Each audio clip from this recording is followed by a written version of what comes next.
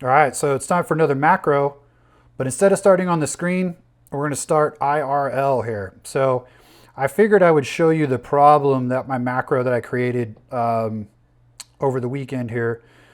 I'm going to show you what the problem is that it's solving in real life here, a little easier to explain. And I'm going to show you the dangers in rounding errors and why this macro is going to be kind of important for that.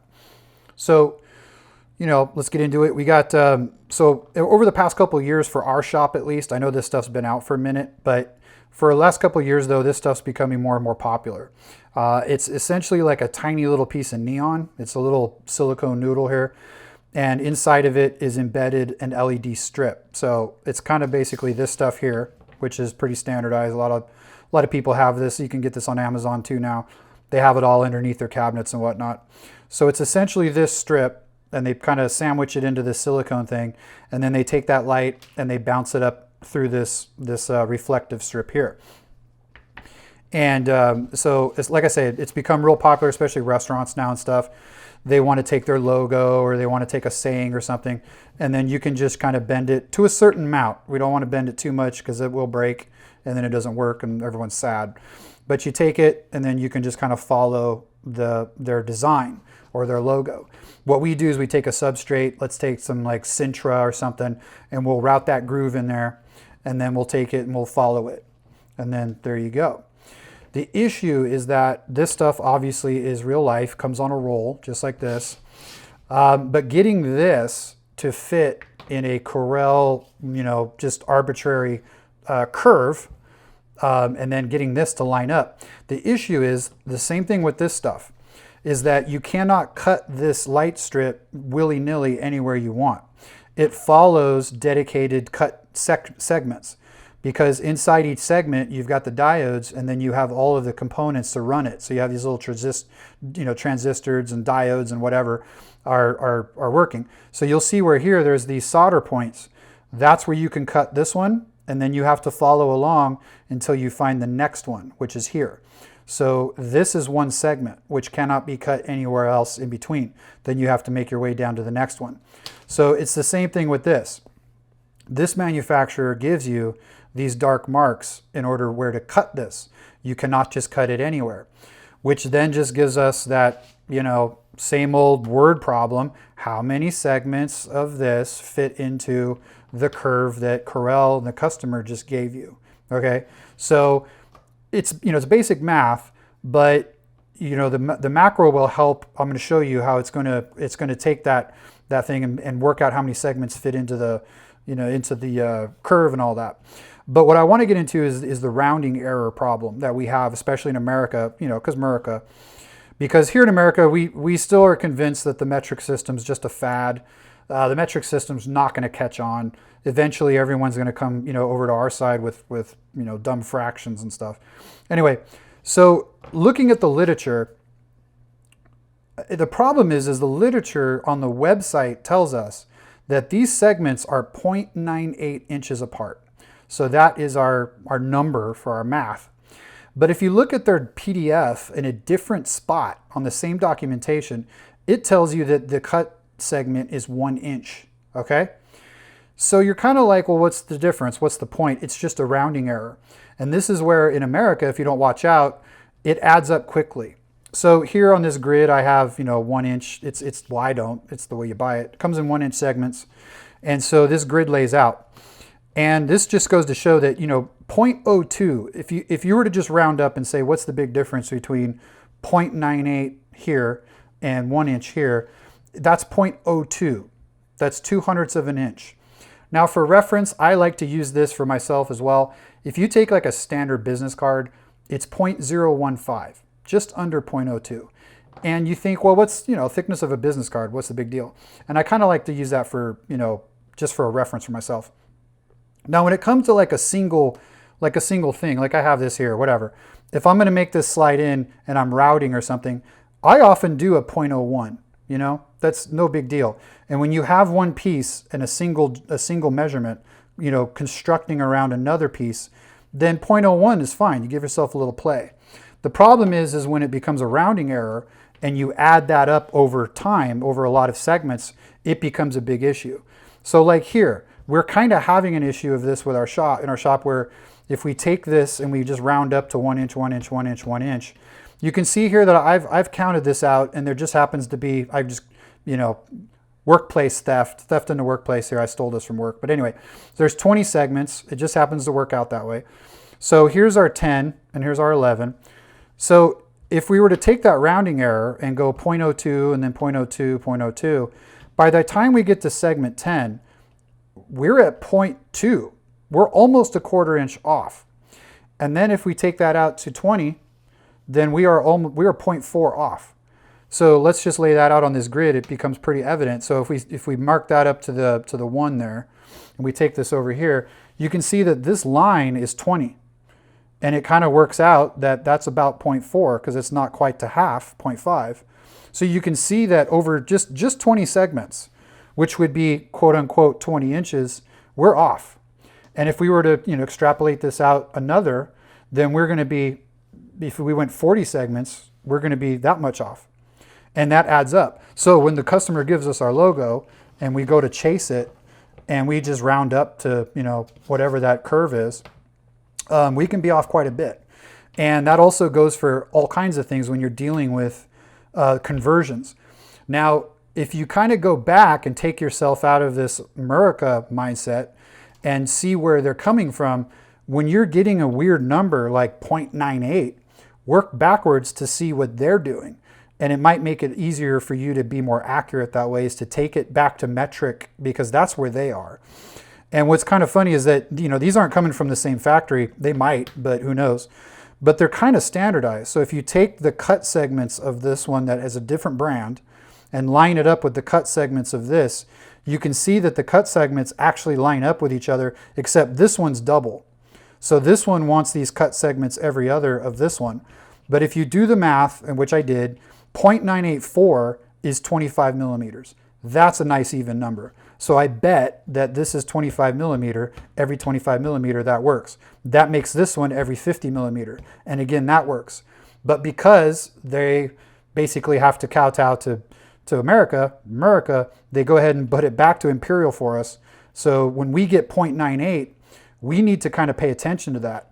And if you want to be super accurate, I would say it's 0.984, just because 25 millimeters. And I'm sure this is 50 millimeters. So anyway, so the rounding error problem, you got to really watch out. But also, let's make it simple. That's what macros are for. That's what computers, you know, because science. You know, let's macro the crud out of this. So let's switch over to the screen, and I'll show you the macro that will allow us to know how many segments, and then it'll trim the curve in order to fit the noodle, and we'll be good to go. Meanwhile, at the Hall of Justice. All right, so back on the screen, home sweet home. So let's get after it. So this right here is a real world job that we did. So I figured I would just take that, you know, train like you fight, fight like you train. So this was an actual job we did with this noodle stuff. So you can see where it kind of looks like neon. This is kind of what customers are wanting us to do. So I went ahead and took this and brought it over. Now you can see the rounding error issue we're talking about. I know this is just for estimating for the customer or whatever, but we know that the 0.98 is not going to get you 136 or 32 inches, et cetera, et cetera. So this is where, you know, nailing this down really works. So I went ahead and took, so you can see where this the light teal is basically the track that the noodle is going to sit in. So taking that, I moved it up and I made it purple just for ha-has. So right now, this is all just combined as, you know, one curve right now, and that's great. So I'll just move it up, and I'm going to go ahead and just duplicate and move it down a couple, and this will be the one I kind of work with for right now, just to show you guys how it works. So ta-da, this is it right here. No nonsense, no frills. It's really just a little thing to show you, like it basically lays out all the math. It's just every time you push the button, it does the math. It's a basic algebra problem. It's solving for X, but it's doing a few other things. So it's nothing to like, you know, woo-woo, it doesn't look great, but you know, it works. So what you want to do is just break it apart if it's all one piece like it is now. And now we're broken apart. So now you're going to take each of these segments and it's going to do its work to where it's going to, you know, like I said, it's got to trim these segments up in order to make it fit the chunks. So for homies at the shop here are going to be working with this, you have font size. I'll show you that. It's going to put the number of segments, see the number of chunks that fit. It's going to put that number up on the screen. So that way fabrication, when we send this out to production, we can go ahead and print this out on a sheet of paper, and then fabrication will get a number of segments that are supposed to fit. So when they go to put this together, they'll have the info they need. So that's really helpful. So let me just show you how it works. So you want to make sure that you have a cut length. Now that noodle that I was using is kind of our default stuff we're using, and we know that it's 0.98. So when this thing comes up, it's automatically defaulted to that, but you have to put a number in here. If you don't have a number, this won't work. So make sure there's a number there, and then make sure there's a number in font size. But I have font size laid out by inches here.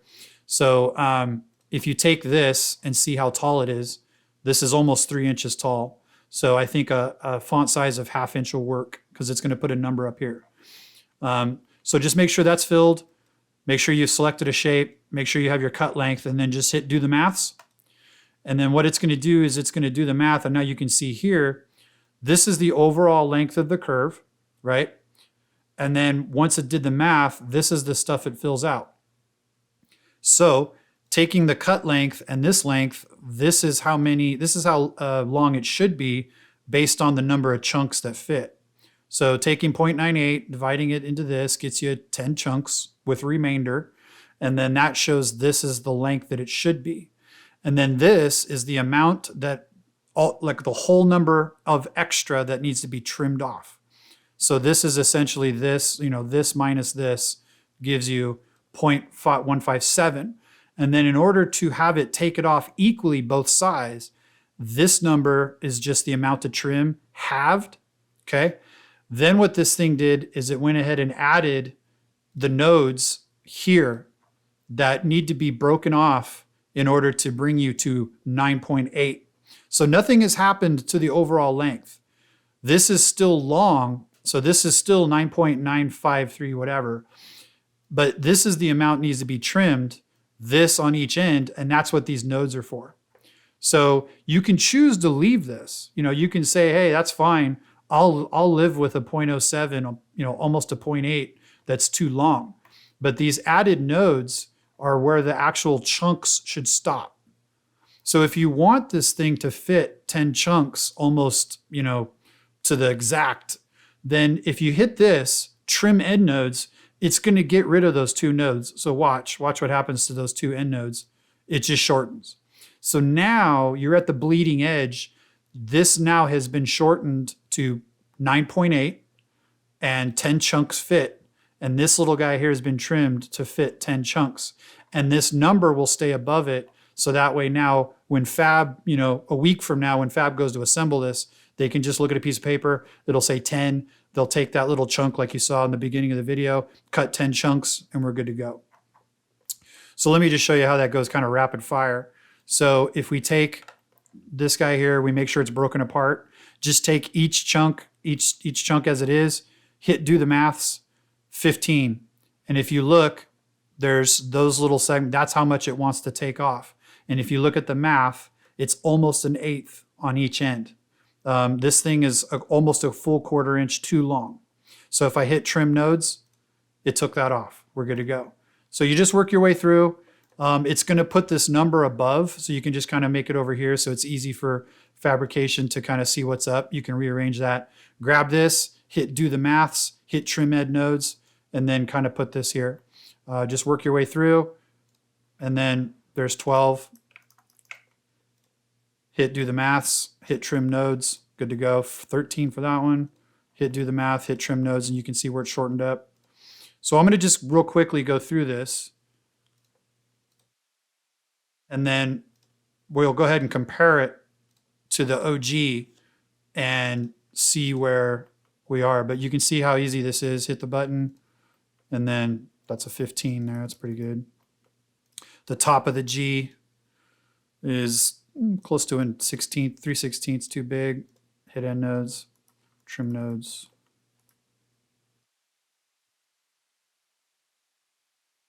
And again, you can choose whether to just leave that. See, this is only 0.03 too long.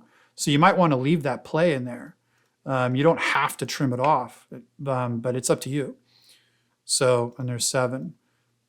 So just that easily now, I have a list of segment sizes for each chunk there.